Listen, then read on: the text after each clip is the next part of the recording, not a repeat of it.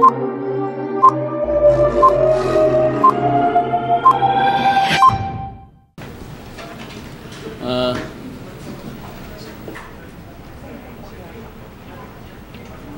still have another guy, si Senator Pacquiao.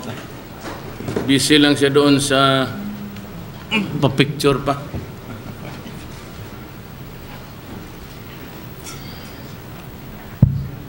Tala natin. I have a statement to make.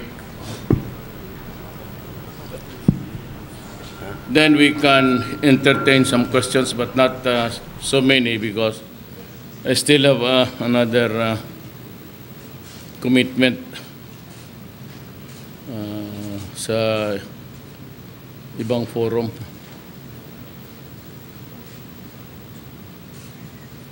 I'll give you a copy after I shall have read it publicly.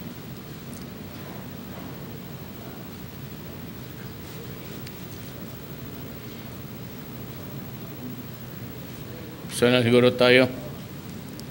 Total, a few days ago, while serving an eviction order in an apartment in Al-Shaab, Kuwait, which has been unoccupied for some time, the Kuwaiti police were surprised to find the cadaver of a Filipino household service worker, later identified as Joanna Daniela Dimafilis, inside the freezer.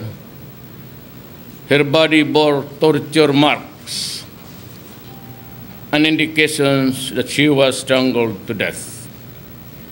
A review of the incidents of violence, curtailment of freedom, and abuse of basic human rights committed against Filipino workers overseas, especially household service workers in Kuwait, reveal the data so repugnant it compels us to ask what we in government has been doing all these years to protect and give justice to our helpless sons and daughters, brothers and sisters.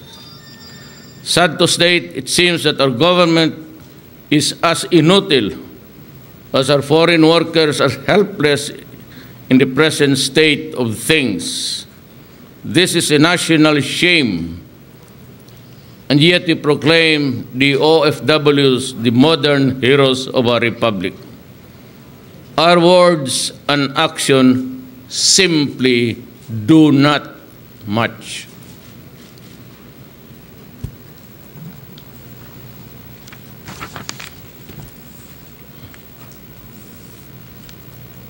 Consider the following data. In Kuwait alone in 2016, there were 82 reported deaths of OFWs. In 2017, the number reportedly increased to 120. On January 25, 2017, OFW Hjayceelyn was executed for the alleged killing of a 22-year-old daughter of her employee in 2007, a crime she claimed up to the day of her execution she never committed. On the day of Pawa's execution, a Filipino domestic helper died in a hospital after a severe beating in the hands of her Kuwaiti employee. I need not go into the specifics of every harm and abuse that our OFWs have been subjected to. They can be discussed sometime or other times in another forum. But let me ask, when will this inhuman treatment of our Filipino workers end? When will the upliftment of their human dignity begin? To the Kuwaiti government and all others where our OFWs work, we seek and expect your assistance in this regard. We do not seek special treatment or privileges for our workers, but we do expect respect for their dignity and human basic human rights keep them free from harm. I implore you, nakikiusap ako sa lahat ng mga Arabo. The Filipino is no slave to anyone, anywhere and everywhere. Every unlawful physical injury that is inflicted on an OFW is an injury I personally bear as the head of this republic.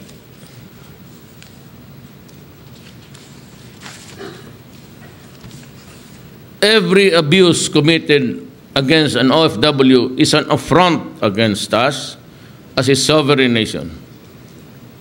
I ask that our overseas Filipino workers is that the dignity is honored and the rights of human being upheld and respected. We send to you a Filipino worker, hale and hearty, determined to work in his heart out in order to give his family a decent and comfortable life in the Philippines.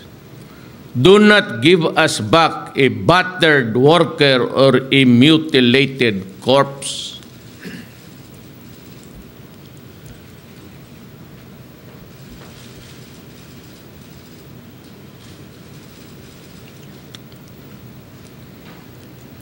If the Philippine government is reduced to helplessness because other foreign governments do not heed our request to protect and give justice to our overseas Filipino workers within the limits that their laws allow, then let me say this both as a matter of personal conviction and national policy.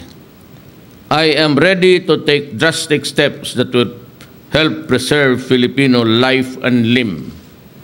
We do not intend to offend any government or anyone. But if a ban is what is needed, then let it be so. The ban continues today, and I don't know at what time. I declared it early this morning because I was reading this report complete with pictures sa aeroplano.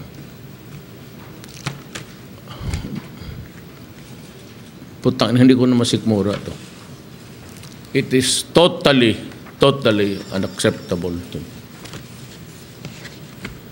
Kung wala rin lang ako magawa sa Pilipino tapos ganito, wala akong silbi dito pagka-presidente. Umalis na lang ako kaya. What for?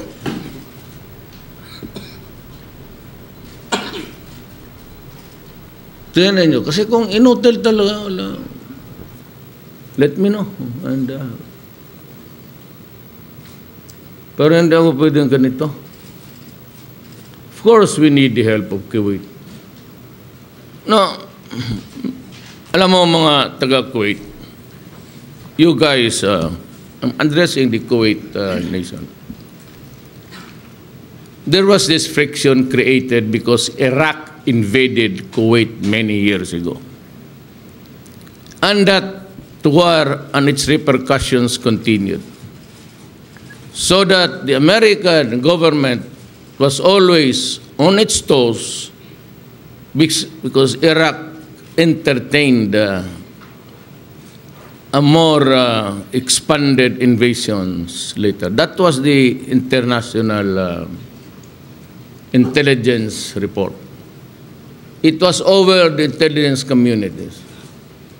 And so because, though it was a lie perpetuated by the Americans, they decided to invade Iraq. Kuwait. Iraq invaded Kuwait during the time of President Bush, the father. And so the Americans went inside Iraq on the pretext of Iraq having weapons of mass destruction, only to admit that there was intelligence failure, and there was actually none. But because of our desire to protect you, Kuwait, in the future from Iraq, because Iraq was bent on getting you as part of their territory, we at that time, during the invasion, considering you and the danger of weapons of mass destruction, and verily at the behest of the American government, we were deployed in the Middle East using your country, and you saw the workers, the doctors, and the nurses, and other medical personnel of the armed forces of the Philippines. We lost about, wounded seriously, 3 of our citizens fighting for the cause of the peace in the Middle East, focused on the fear of the governments that you will be invaded again. We went there. We were enthusiastic. We were fought to protect your interests. We did not fail you. Oh, how come my countrymen are now suffering brutality, cruelty, and death? And you seem to be oblivious about it. We've been complaining that we are showing you shortly what the, sana? Yung litrato.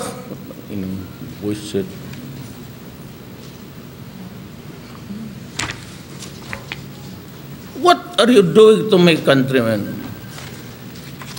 And if I were to do it to your citizens here, would you be happy? No.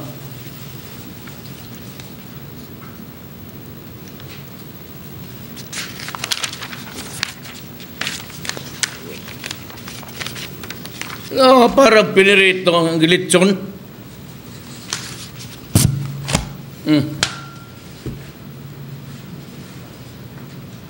Is there something wrong with your culture?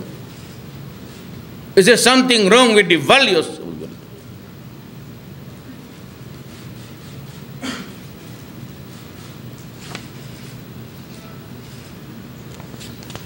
Potang ina prinansya yung katawan.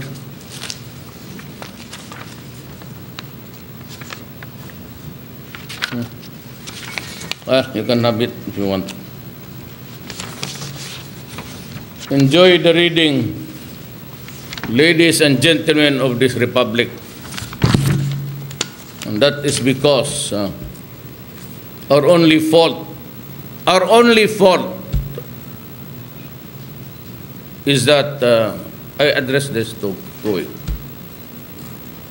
Ano ang kasalanan? What is really our fault? Our fault is that God was, I don't know how he runs this show. Binigyan kayo ng oil. Sana may oil kami, just like Indonesia and Malaysia. We could have done better with our citizens in providing livelihood. But since we are really the overpopulation of 110 million is putting our productivity down. And that is why they go to other places para lang ho po so that they could, empower their small pockets to send their children to school. Kaya itong si prosecutor nandito, pakita mo sa kanya yan. The mayor of Davao City says, or the former mayor of Davao says, you better read. Or you are so worried about the lives of the criminals, then take a look at the miserable agony of my country. These guys are going there because they have no money to send them to school. And your clients,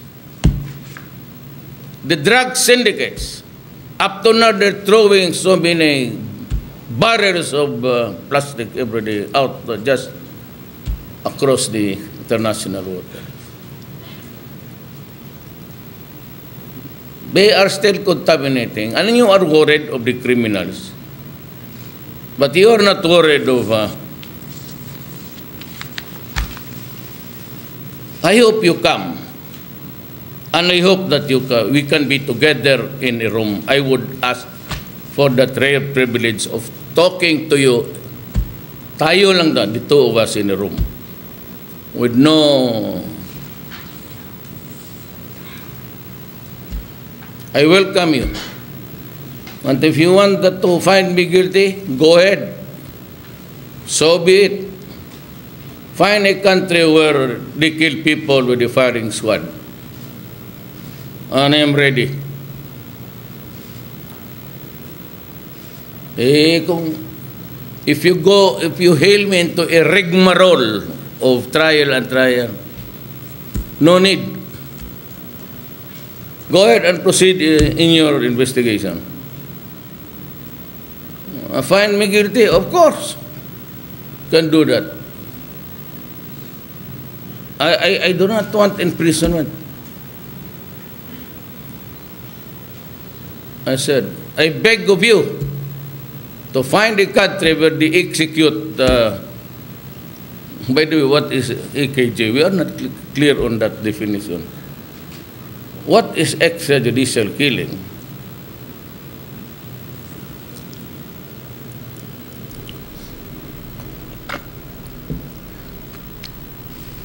May I lecture on you?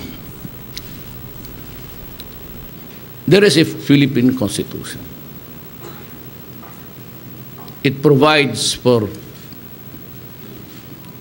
remedies for the state to seek a redress of grievance from criminals. Used to be that we were adopting the policy of death penalty. Nawala na yan. Okay. Criminal laws says that you cannot escape liability by just pretending to be ignorant.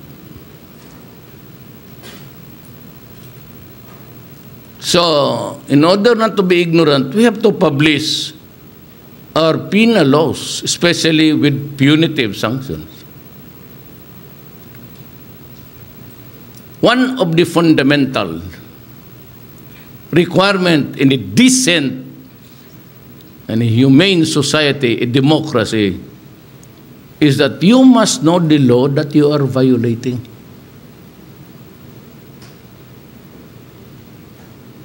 Now, you decide a case in the international court like a common law. You come up with new theories about crimes, making a crime for an act or a deed.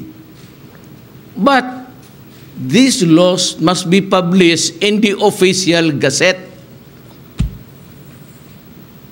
to be really effective laws. Now the treaty says that we signed the treaty, we delivered the documents in Rome, sabi ninyo,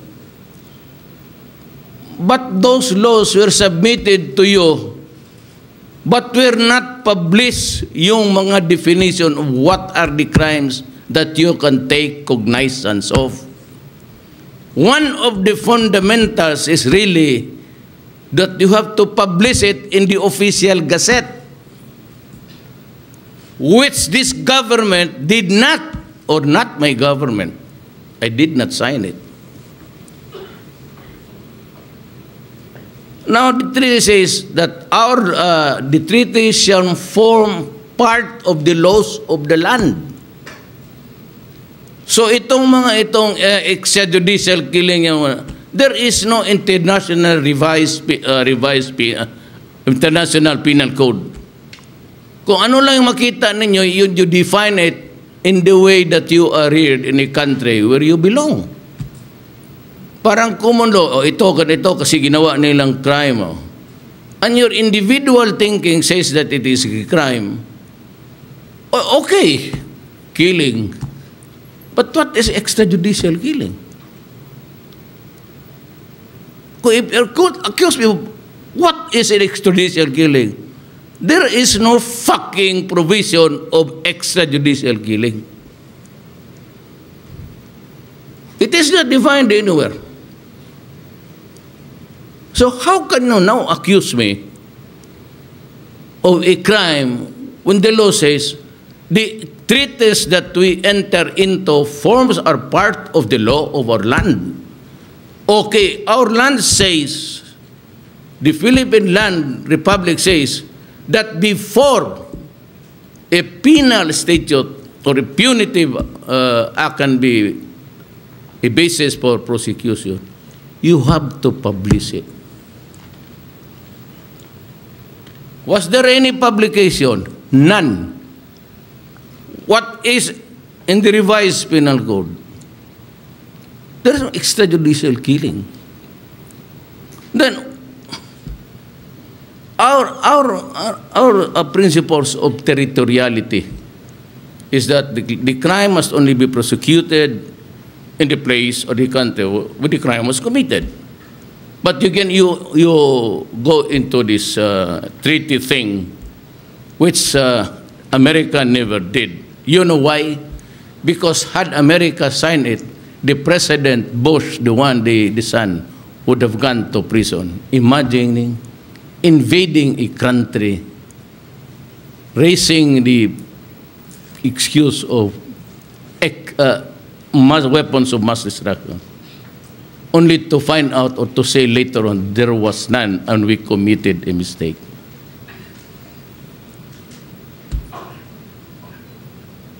Karaming massacre dyan ngayon. In all parts of Asia, there is ako po yung gusto ninyong tirahin. You better clear that up because I will withdraw from the ICC.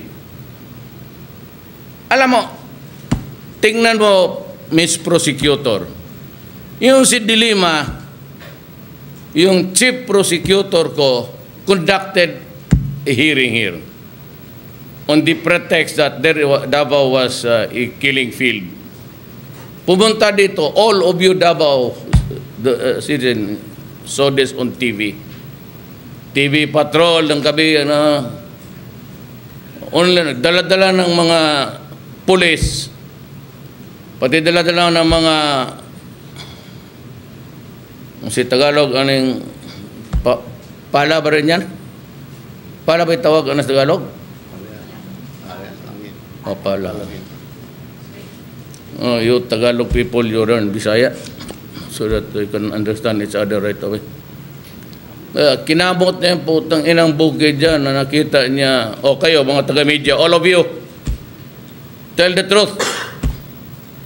All that she got was a single skeletal body with two heads. Extrajudicial killing for what? A human person with no head, with two heads? That is not a human being. Maybe it's a monster. In which case, it is also debatable again. I am just joking. But all she got was that. After the investigation, wala na. She went back to Manila. Then, she was taken in Secretary of Justice. She played with drugs, protected them, submitted herself to a video, a pornography for all to see. That she has the moral ass to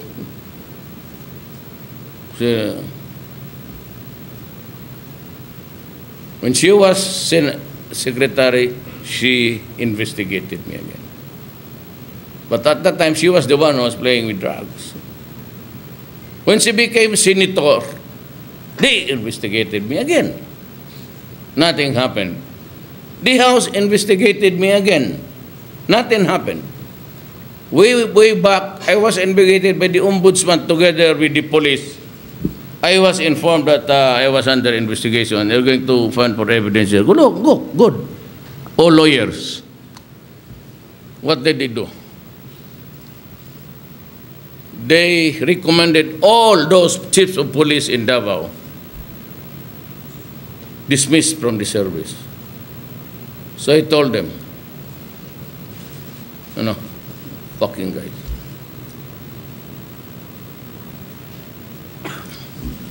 They have no sin. They have not committed any wrong. I never ordered a specific Mr. Santos or Mr. Cruz. I just told them, destroy the apparatus of the drug syndicates. And you guys, if you do to destroy my city, I will kill you. If you destroy the young of this land, I will kill you. And when I became president, I said, please do not destroy my country. I am not a policeman. I am not a general in the army. But I want to build a country that is progressive and safe. And enough progress to be comfortable for my people to enjoy. An economy that's good. Or else, I will destroy you. And I keep on feeding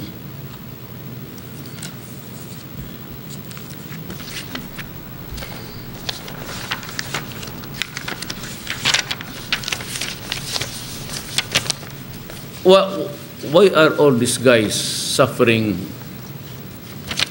What's the reason? Because the Middle East is beautiful and they are there for a tourist, so that they contract unemployment. They are there because their children cannot go to school if they do not sacrifice. And for every family that loses a mother that goes into outside of the country, that family, that poor family, becomes dysfunctional. If the mother and father goes out to the Middle East to look for a living, to Filipinos on the average, 4, 5, 6 families, to enable them to pay for the education of their children, both works in another country and the wife deployed in another state. And the children are left to the care of the uncles. They are raped, even by the uncles. It's every day. So, without the father and mother, these children flounder. And they suffered. They swallow everything that a human being can digest in his mental and physical state, but only to commit suicide because the human body can only take so much. There are not all, let me lay the predicate, not all, but there are tribes in the Arab nation who has this culture that if you are a slave, bought from the slave market of my slave market of Africa and the Middle East, when you work for them, you are a slave. It includes rape if you do not want it,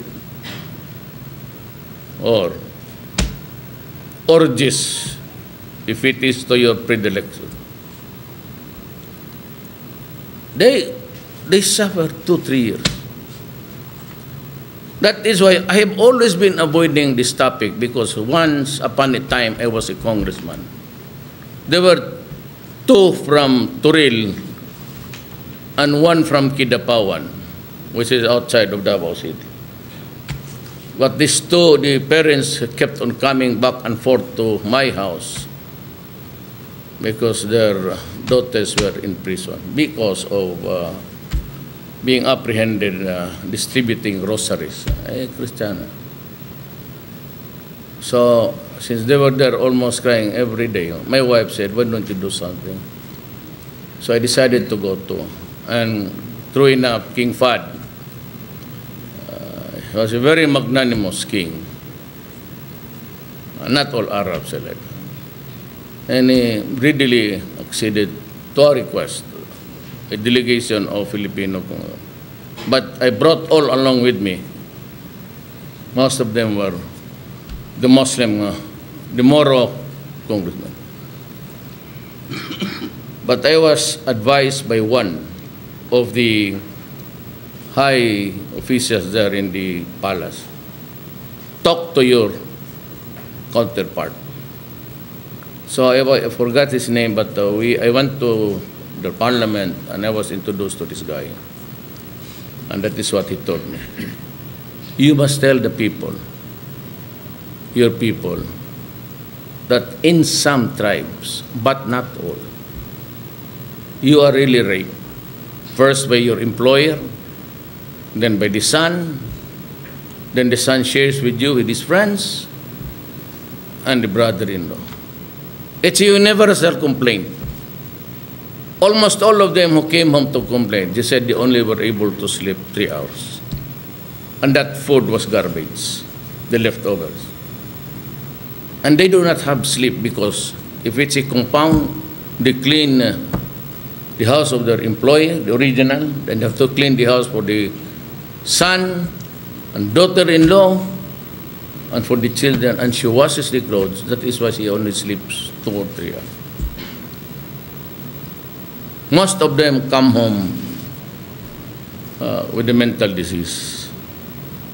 And I was hesitant to announce them because I did not want to create something in the minds of the husbands or the, because it will destroy their thinking process every day, knowing that.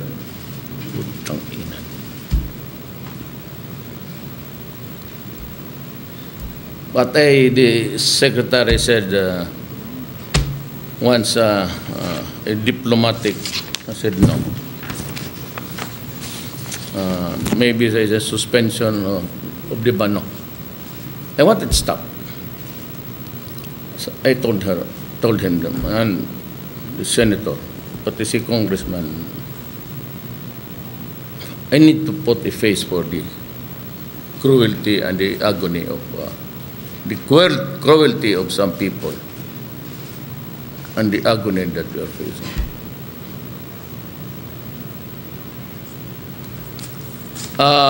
Since we are also free to do our thing, when that prosecutor from the ICC comes here, I want to tell her because I also want to complain to her about this.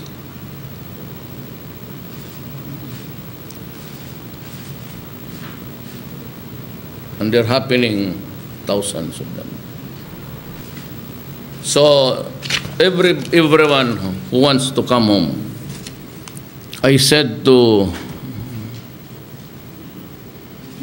Secretary Bello, those who want to be repatriated, with or without money, I will ask PAL and Cebu Pacific to provide the transportation. I want them out of the country, those who want to go out, in 72 hours.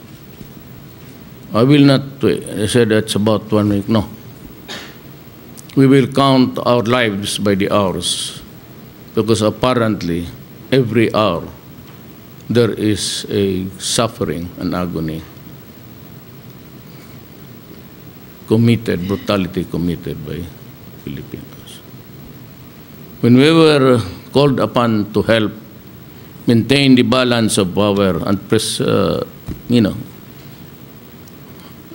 see to it that Iraq stops or there is no Iraq at all, and the Kuwait government freed from its headache. We were there for you. You know, it's very sad. Very sad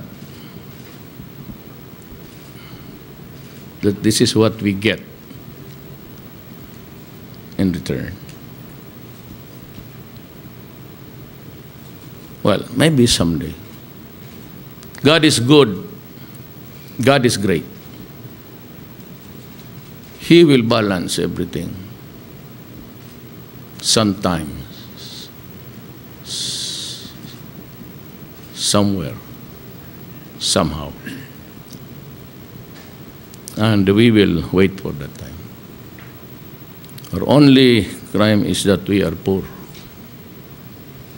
I said, God is a great being.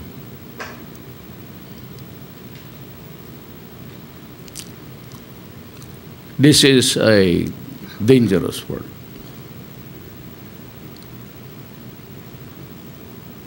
Do not count on us.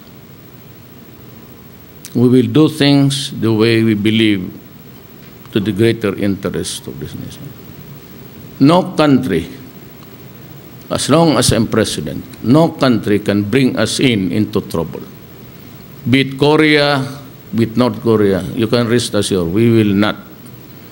China, we are not prepared to deal with arms in you. We'll just end up in the slaughter of my soldiers. But if you want to make good your promise that we might start to have explorations, because I said we are poor, we can start partnerships. If you want really to help us, which you proclaim you want, the Philippine rice or the Benham rice is ours. And the continental shelf that extends subterranean, if it reaches Guam, then Guam is ours. The continental shelf is the submerged part of a landmass. If that continental shelf goes to the shores of San Francisco, then San Francisco is ours. If it goes to the Atlantic Ocean, then we will claim the Atlantic Ocean. Because nowadays, the favorite voice, you claim an ocean. You don't claim it just. So, and since it's all underwater, and above us the soil, but all connected, not really perceived in naked eyes, but you know, all connected, because the seabeds are all connected everywhere. There has to be, I'm just joking, but Benham rice, the Philippine rice belongs to the Philippines. We will claim exclusive ownership of the economic zones. 200 the counted kilometers or by mile? By miles na lang. I will compute it by miles because a mile is longer. And I said, order the Philippine Navy and Air Force to do regular patrols. And since itong frigate was embroiled in a scandal, dragging the name of my aide, and he was told that he will be called to testify, but they said it would be under an executive session, meaning to say it's not open to everybody. I told me, Bonges, do not agree to that. Demand and ask for an open, transparent, in public. That frigates were contracted during Aquino's time. It was ready for delivery, but for the armaments that Hyundai wants to install, because they built the ship, and Mercado, the chief of the Navy, wanted another armament placed there on top of the ship of Hyundai. That got him into a quarrel with Lorenzana. I don't know why this. You know, there is a secret, and you can ask. You can go there to Malacanang.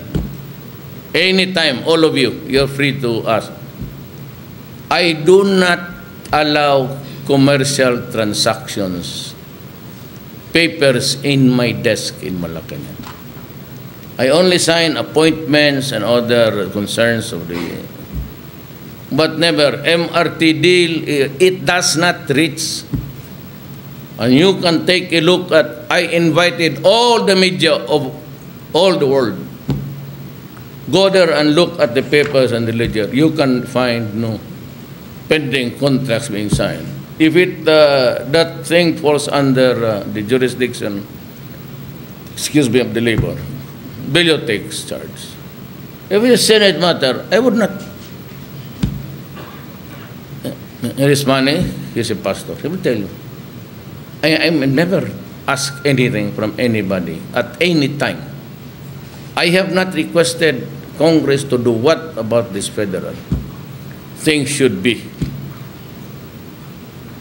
But Senator Pacquiao knows the entrails of what ails this island. Bebot, because he married a Davaoeña, Congressman Bertiz is representing the OFW.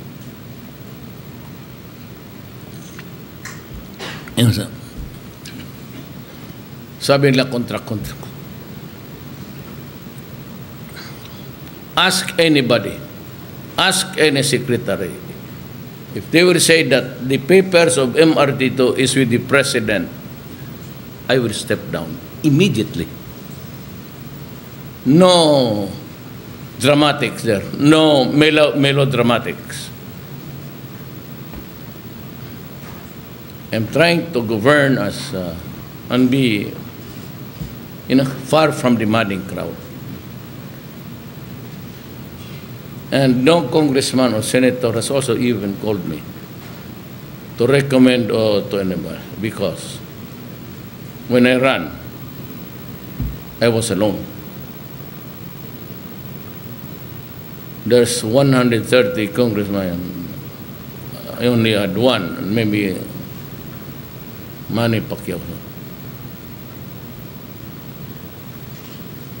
Governor Ivy is one. Subiri, Abet,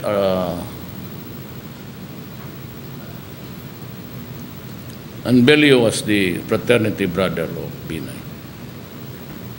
So he left his job because he was the congressman of the party list. He was the representative of Pinay's. He resigned and said he will join me because he does not like this thing. It's to be a recurring nightmare for the Filipino people. May I now ask the Senator Manny Pacquiao to just give the words.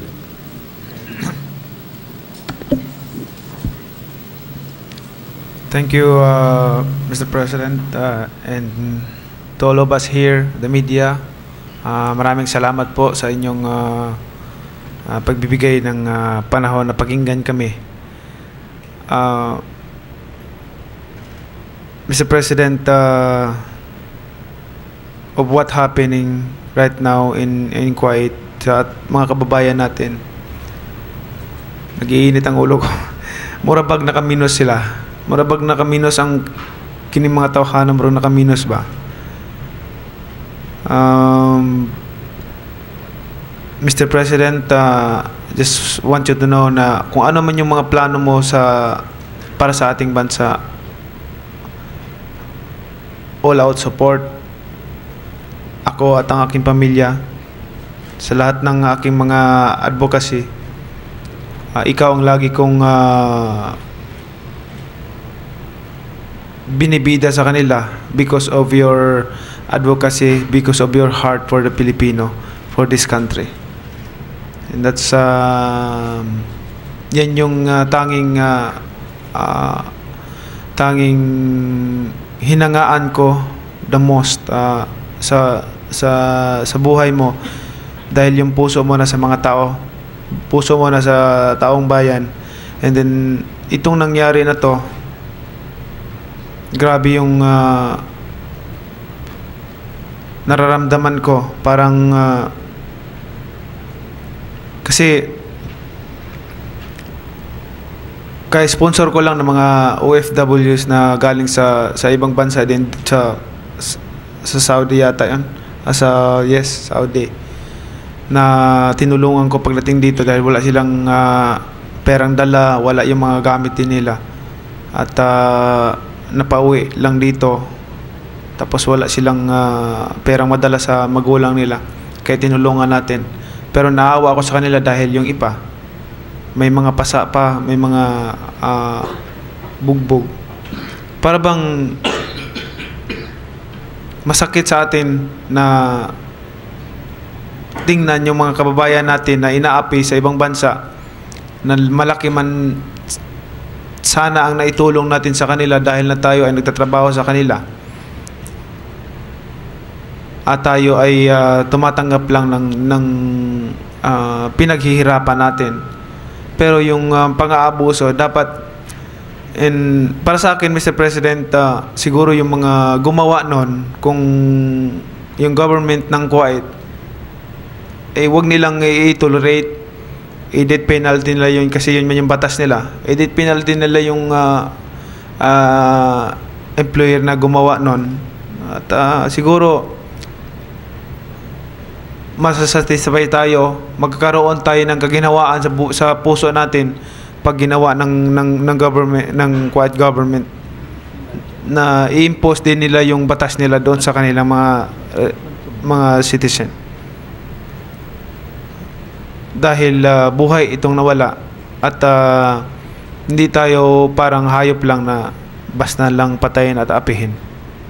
At maraming salamat sa lahat-lahat, Mr. President, sa lahat ng effort mo. Actually, para sa akin, ikaw na lang maging presidente habang kami ay nabubuhay. Kasi gusto namin ganong pangulo, yung matigas, hindi yung puro salita. Like what we discussed a while ago, Mr. President, in the room, na kaya naghihirap yung mga Pilipino because itong mga mayayaman, mga kurap na mga mayayaman, especially yung mataas na masyado yung taxes natin. Yan ang dahilan Pero we understand the needs of the people, na naintindihan natin yung pangailangan ng tao na mga mahirap because galing tayo sa mahirap. At nararamdaman natin yung puso ng mga mahihirap. Yung mahirap kasi, yung mga tao na hindi dumaan sa hirap, nararamdaman lang nila, nakikita nila yung problema, pero hindi nila ramdaman yung problema at nararamdaman ng mga mahirap na tao. So, yun ang masabi ko, na lahat ng mga ito, sa tingin ko, yun ang nagdulot ng problema, Mr. President, yung ganong mga pangyayari na dapat natin sigurong baguhin at ipaintindi sa mga tao. Maraming salamat. To you, Manny. Since we're all officials of this government, I'd like to turn over the microphone to Secretary Bello. Sabi niya, ang puso natin, yung puso ni Secretary Bello is with the somebody else's body, not here. So I would like you to explain. Thank you, Mr. President. As earlier stated by our President, I recommended that we continue with the suspension of the processing and issuances of new OECs until we have discovered or determined the true causes of the death of our 7 OFWs in December of last year and January of this year, including the recent death of our OFW from Sara, Iloilo, Miss Joanna Daniel de Mafilis.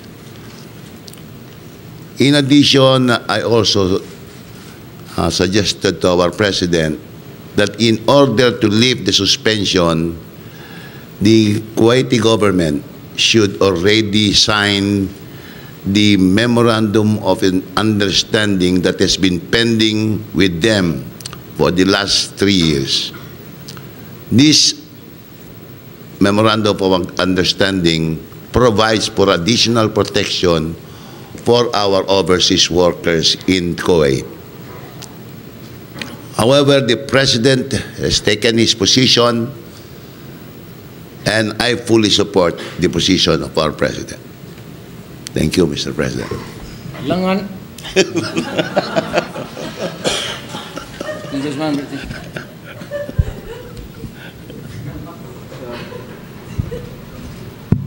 Magandang gabi po.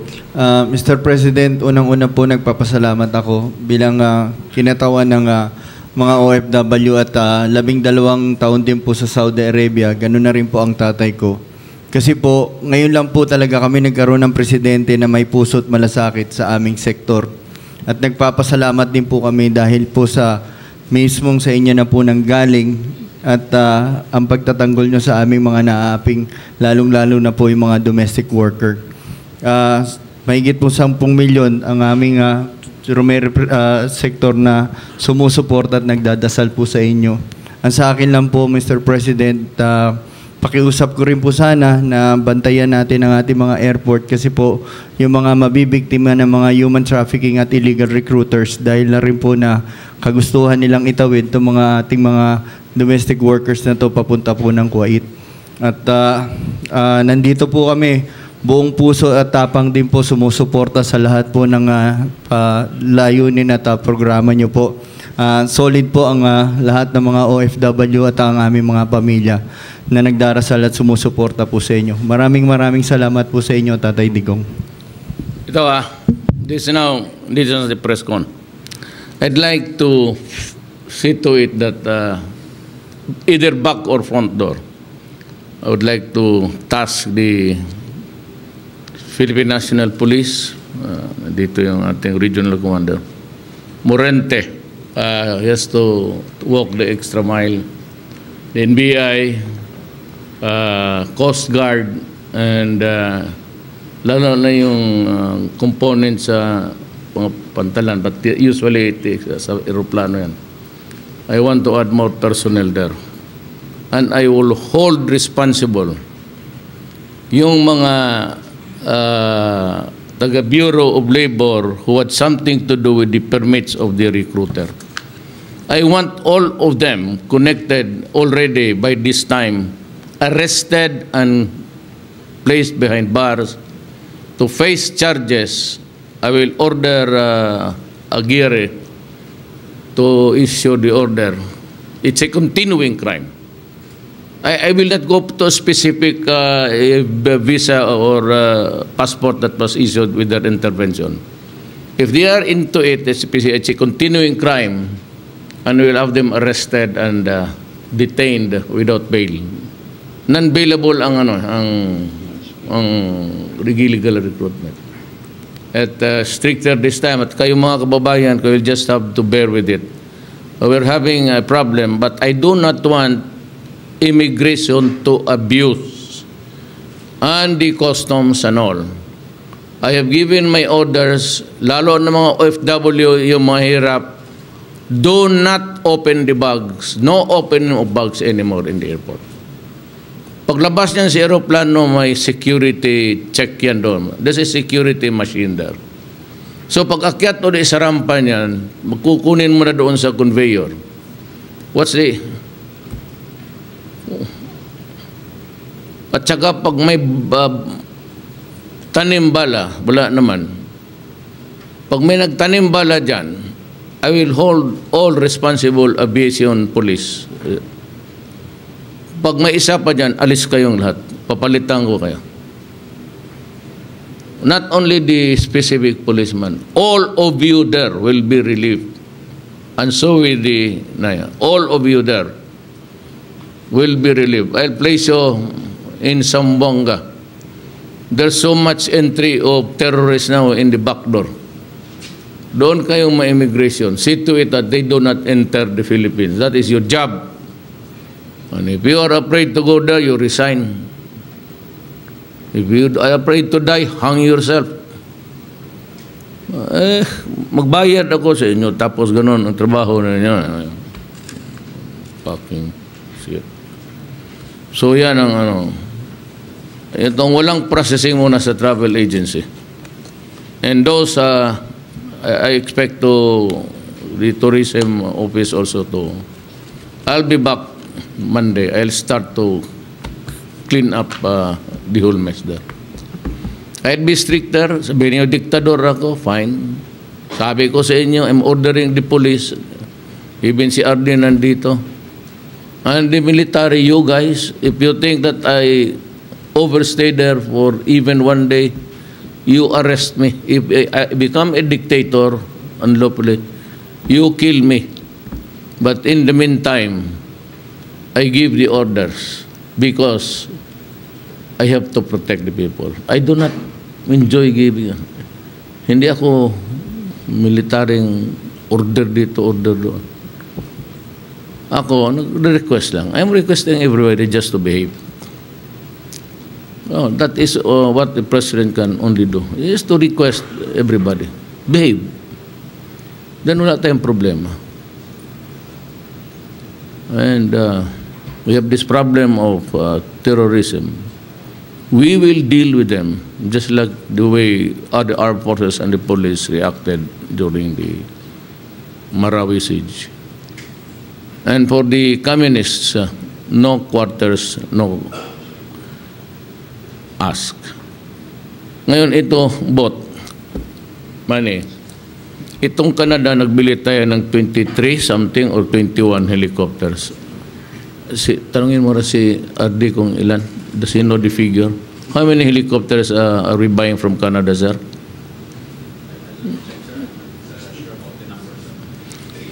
Kasi sabi nila, magpabili lang sila sa atin, but only for evacuation and emergency. Hindi natin pwede gamitin yung para sa anti-insurgency because if it is used against the Filipino rebels, hindi nila ibigay. So this is my reaction. I want to tell the armed forces to cut the deal. Huwag na ituloy and somehow we will look for another supplier. We respect the stand of Canada. So from here on now, I am directing the armed forces of the Philippines, since most of the guns, bullets, and whatever weapons of war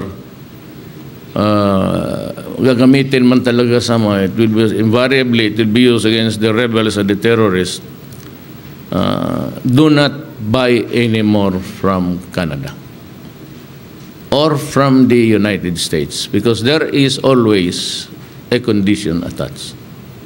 So if we cannot use it against the terrorists who are Filipino citizens, then prepare for the eventual collapse of this country.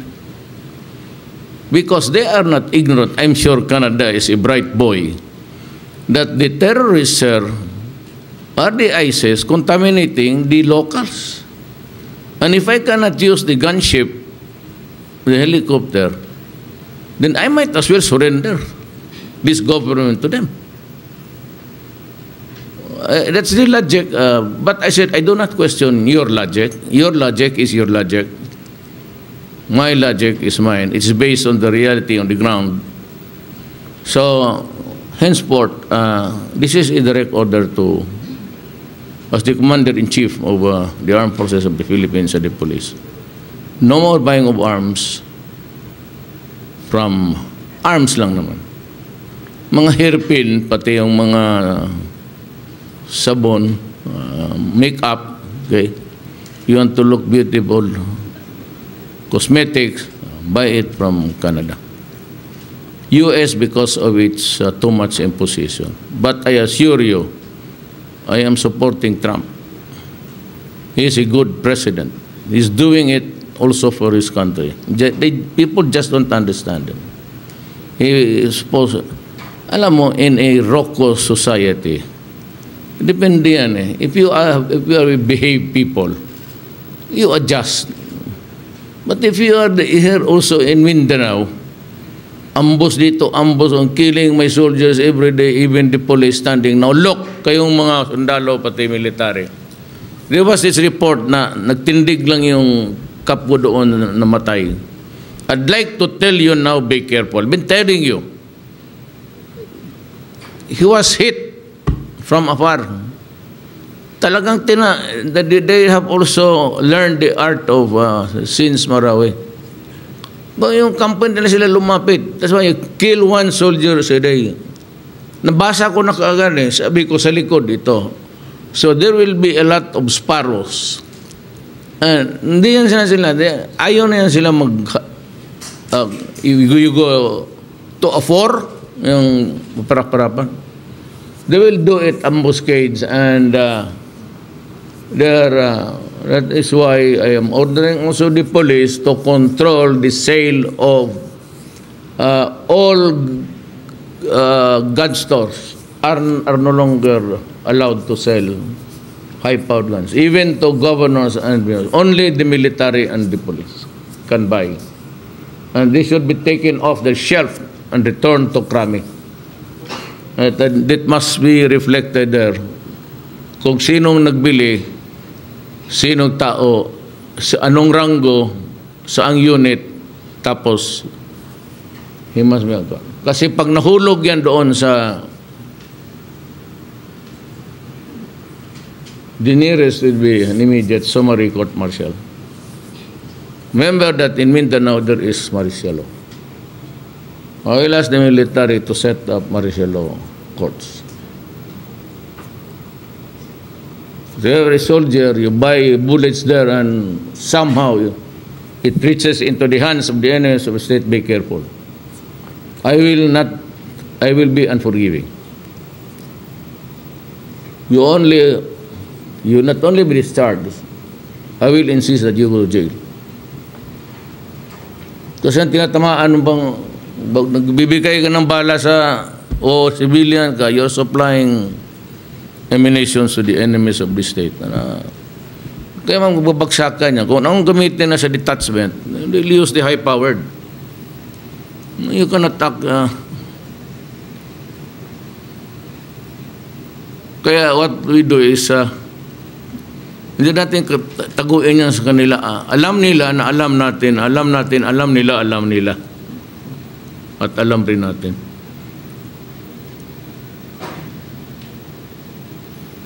So, we fight the way they want it. And for all the legal fronts at becoming up with something. Mga legal fronts naman talaga, mambubukid, karapatan, well, not this time. But I'm warning you, not this time. Okay, matakot dictatorship. Yun, kayo mga law-abiding dyan. Pero kayong yung harap-harapan magpare dyan, although communism party is not this alone. But all of you connected with the NDF and NPA, it's one big conspiracy to commit a crime. Sabi nga ni Season, kill a soldier or police one day at a time. So my orders to you is do the same. Do the same. This war. Just hearing it from Season say, kill one soldier a day. Kung ganun, bakit pa i-limit ko yung akin? Gawin ko namin mo 5 natin. Why the limit? He wants killing. I never ordered that openly. But if that is what you're giving us, I'll be returning the favor. Ano ako, loko-loko?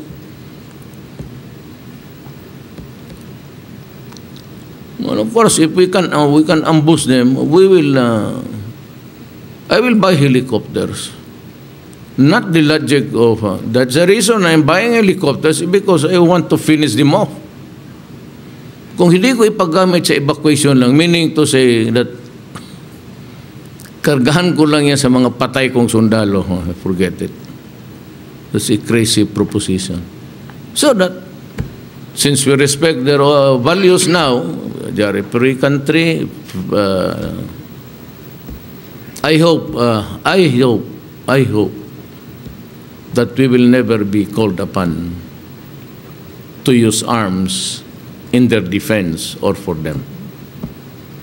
You will never get it for as long as I'm president. We are neutral. We will continue to talk with China. This is not the time to be fighting over South China Sea because it only would lead into a war. But again, I'm putting notice to the world that the Philippine rice, which is called Benham rice, is ours. It's ours. And the economic zone is ours. And if the continental shelf still extends beyond the 200 miles, hanggang doon yan. Because it is a theory of geography, geopolitics included, that we can rightfully claim the continental shelf because it is the top part of the landmass which is under the sea. To you, where you see the land base. Yung nakabaon doon sa ilalim, atin yun. Yung continental shelf is parang bukid yan. I hope it does not reach Guam now because Guam will be ours also. But just the same, we cannot fight America, like China. We'll just keep quiet. But if you get something there from the economic zone, I will order the Navy to fire. No, if you can claim a whole of an ocean, do not mess up with me, with my economic zone here. Nawala na nga dito eh. Di kukunan mo pa, di parang pinutol mo ng dalawang kamay ko. But China, it's good. Wala. Sabi nila, no construction sa Spratly Islands. They assured us. They assured me. So I will hold China to that commitment. And we will remain loyal in our commitments. Sabi ni Rocky, mapakinabangan pa natin yung islands. Pag natapos na yan, sabihin natin, amin man yan. Palagyan mo muna ng building. Ang sabi ng China, mag-away tayo. Mag-away tayo. Sige. Pero i-turn over mo na yung tapos na yung may mga hotels na dyan. Yan ang ibig sabihin ni Rocky. Malay mo. No, China is playing it right at this time.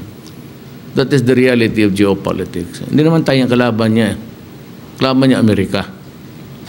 They are competing for a world superpower in the next in the centuries to come. Huwag tayo makasali dyan. We better solve the fundamental problems of our country, including what's happening to our brother Filipinos. Thank you.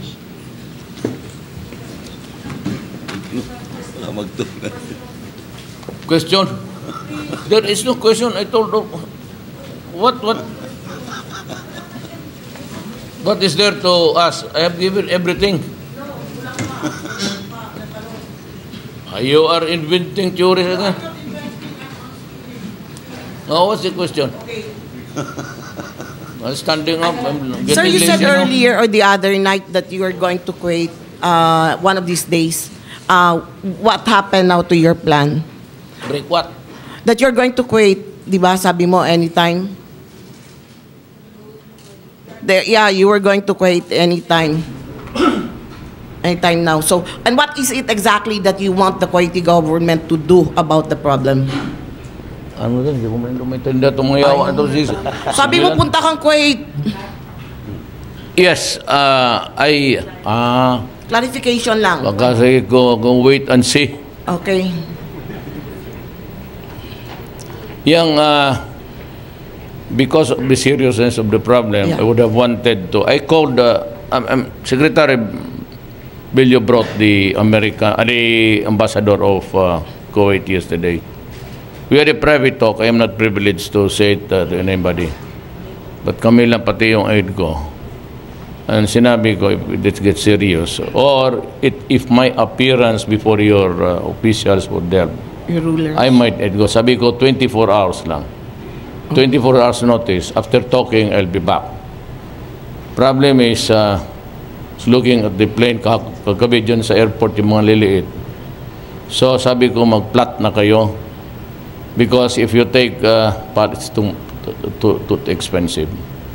So, I might be going there, then land in Hong Kong, refuel, maybe land in Pakistan or India, then eventually land somewhere in o baka Amsterdam tapos diretso.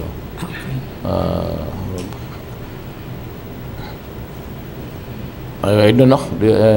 Pero may plano ako. Okay. To plead my case there before that. So, kailan yun ngayon? Nagtataka ako kailan na. Kaya ang tanong, ang Rico kanina, alam mo, sira na talaga. Sorry. O kailan ka mag-pray? Ayan. Gaging ka pala. I've been praying all day and all night for my countrymen. Sir, second question, ito na talaga importante. About ICC, when everything is said and done, aren't we going to the very basic question of, does ICC have jurisdiction about the case, especially that we are not a failed country and we have a working judiciary and we have already persecuted two presidents before. Sabi ko, those are the things that are basic.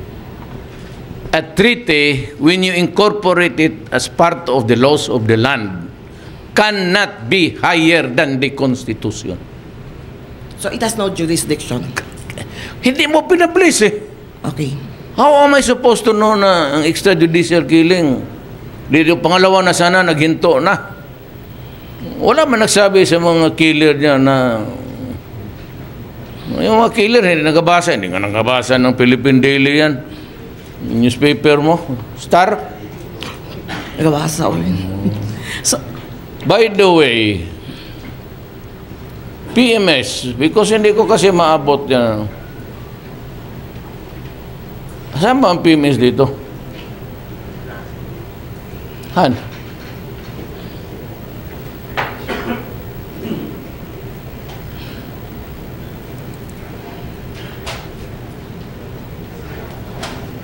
I will have to make this public because I want the Mayor Belmonte to know it.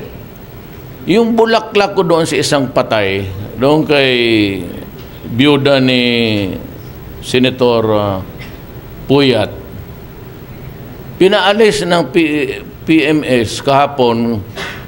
Pagdating ng bulaklak ko, pinalit. At sinabi, itabi mo yan kasi ayaw ni Mayor yan si Congressman Belmonte.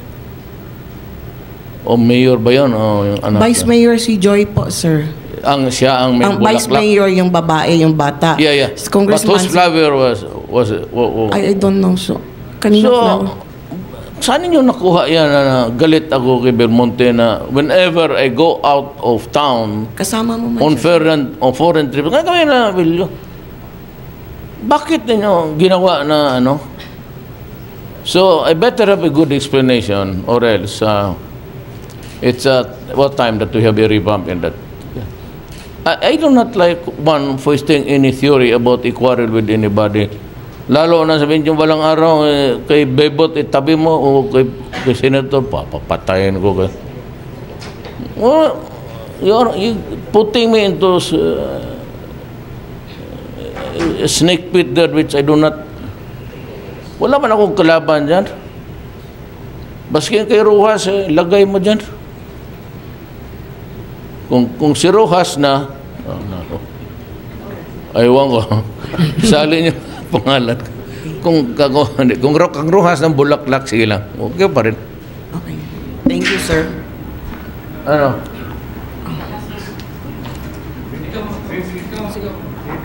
Usa lang kay adto na ko na ako interview sa Sir, with the ban, will you recommend to the consular offices in Middle East, especially in Kuwait, to have to have an active hotline, because the OFWs are complaining, the distressed ones. They cannot connect with the consular office and they are given shabby treatment by employees of our own government there. Kaya nga, there should be a supervisor every day walking about, thereabout. There should be, you should know the specific addresses of the workers. And second, they have to stop getting the passport of the worker. They keep it, kaya hindi makagalaw. So these are the things, that is the job of Bello. So you better ask Secretary Bello, not me. I do not negotiate with them. As of now, it's banned, period. Wala akong, I do not want to add or take away anything from the statement. Hanggang dyan lang ako. If there is something to negotiate, let Bello and Congressman Bertiz do it. And maybe the Senator, Manny. Sir, one more concern, Mayor. Sorry, one more concern, Mayor. The Lumas of Mindanao who just went home after the conference, but 2 of them were killed, and they are asking you for protection. What should be done in their plight? In the meantime, they should live just near the camps of the military. Or if they want, if they are well trained enough, give me about 3 months, I will train them as capo and give them firearms. And go out and hunt for those who killed their comrades. If you got one in his head also, I will pay you. I'll put a reward. Isang NPA mapatay ninyo, kayong mga lumad na maging kapgo, I'll pay you. You want money? I'll give you money. I'll make it 20,000 per head. See, marami ang pera, gobyerno. Kung magbayad ka lang ng taxes mo, mas lalong marami pa. Thank you, sir. Sige, oh.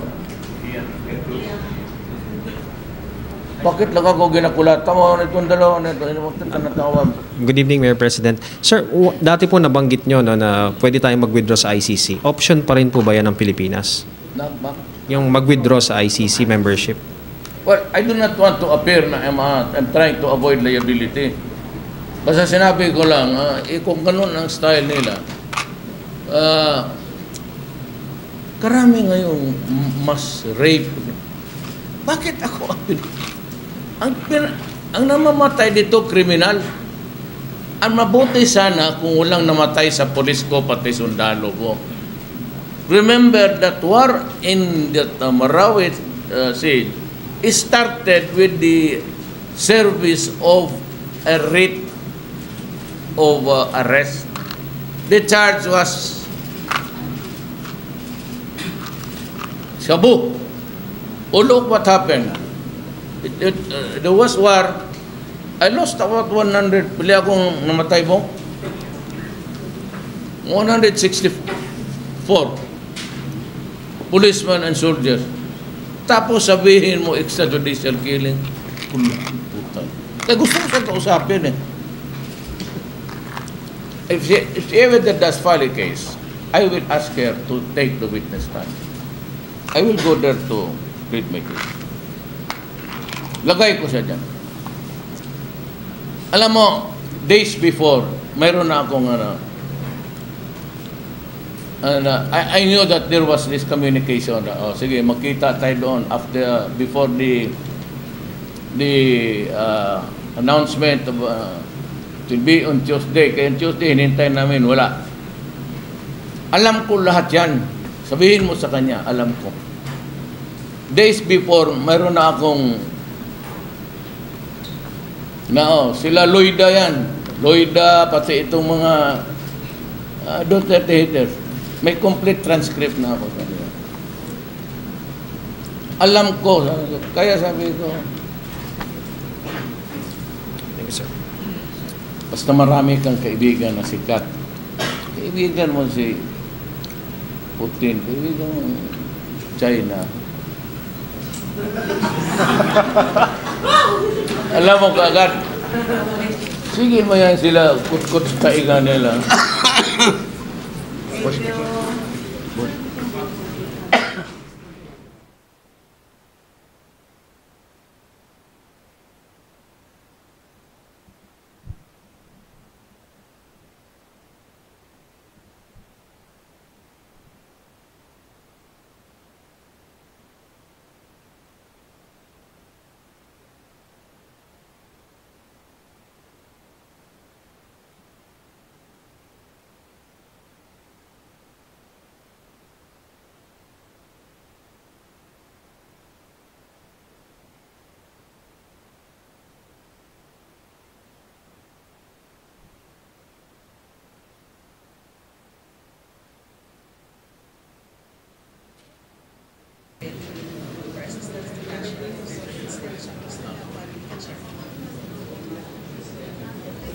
you make the announcement para...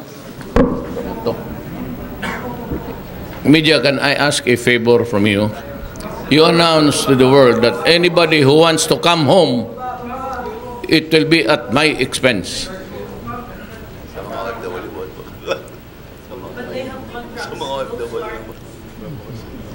Bahala na. Basta gusto silang mauwi lang. Kaya nga wala eh. That's why I'm asking media to... They all have to go is to the nearest labor. Meron yan sila.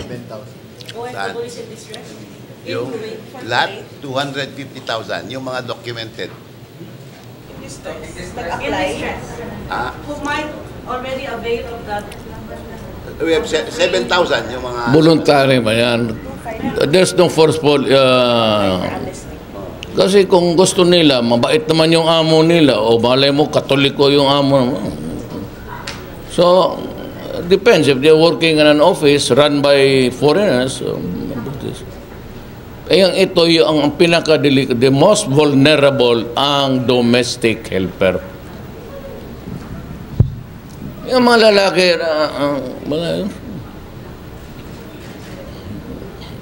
ang domestic helper, yung victim ng multiple rape every day. Ayaw kong bitawan yan, noon pa yan. Pero sinabi ko na sa inyo yan, ikaw sinabihan na kita.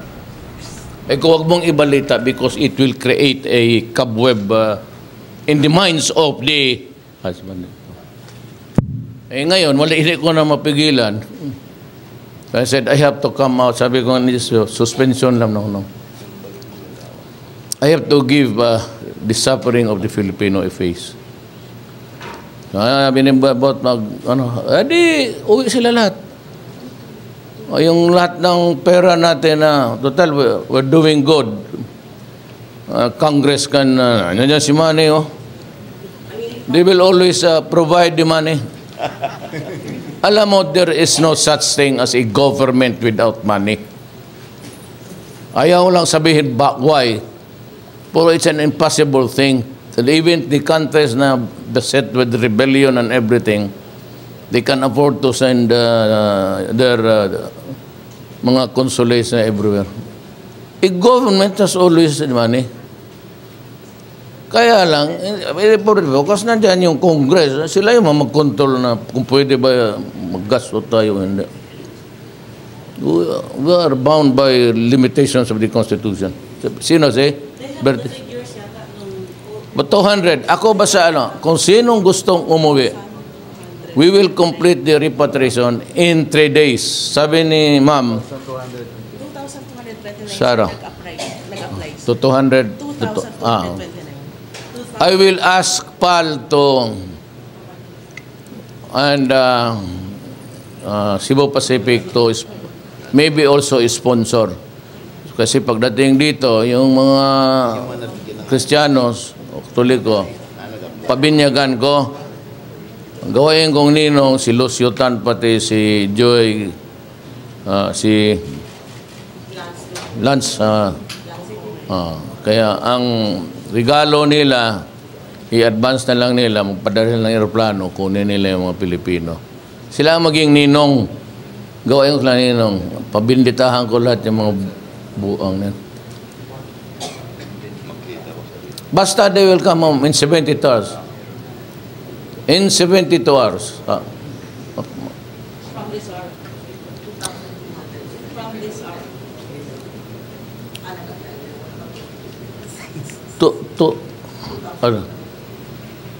Bungon mo yun.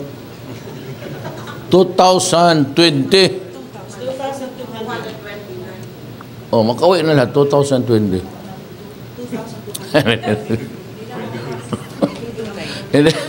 I want them repatriated in 72 hours. Or at least they should know that pack up because you're going home. Those who are not going to pack up yet. Again? Those who are not going to pack up yet, they're staying. Bakit mo pilitin? Kung ang amo nila mga opisina. Domestic helpers karamihan dyan. Kung they are employed by foreign companies, mga angel, bakit mo? Sabihin mo na, Duterte, loko-loko ka ba? O hindi, si Regalado.